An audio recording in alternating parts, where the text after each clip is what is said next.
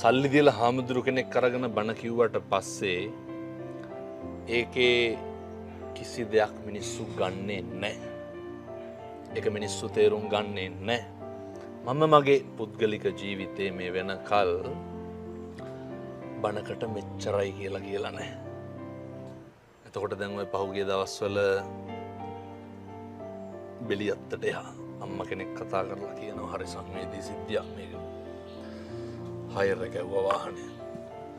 මම හිතන්නේ කිලෝමීටර ගානට අපේ රේදුරු මහත්තයා බල්ලා කියනකොට 60ක් හරි 70ක් හරි වෙනවා. මේ අම්මා කියනවා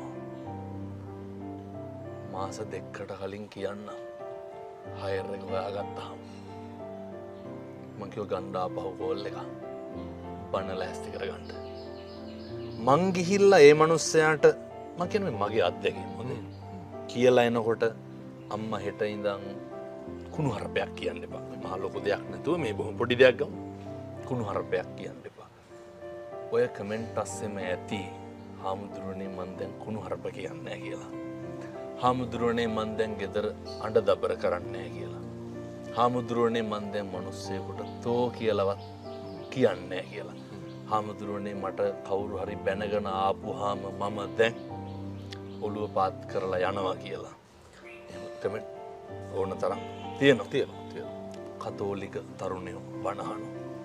මුස්ලිම් උදවිය බණහනවා. ඇයි මේක ඒ කට්ටිය අල්ලගන්නේ?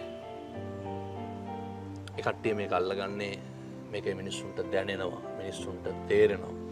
අපි අපේ අවංකකම තියාගෙන ගිහිල්ලා මේකේ තියෙන ගුණේ තියෙන වටිනාකම රැකගෙන ගිහිල්ලා මිනිස්සුන්ට යමක් කියපුවාම මොකක් හරි මේ විශ්වයේ තියෙන ආකර්ෂණයකින් හෝ වේවා බලපෑමකින් හෝ වේවා අර ඒවා මිනිස්සුන්ට දැනෙනවා. ඒක මිනිස්සු අල්ලගන්න. එතකොට අර මිනිස්සුන්ට දැනෙන්නේ නැහැ සල්ලි දීලා ලෝය කෙනෙක් ගැන නඩුව කතා කරලා ආපුවරියා වගේ එකක්.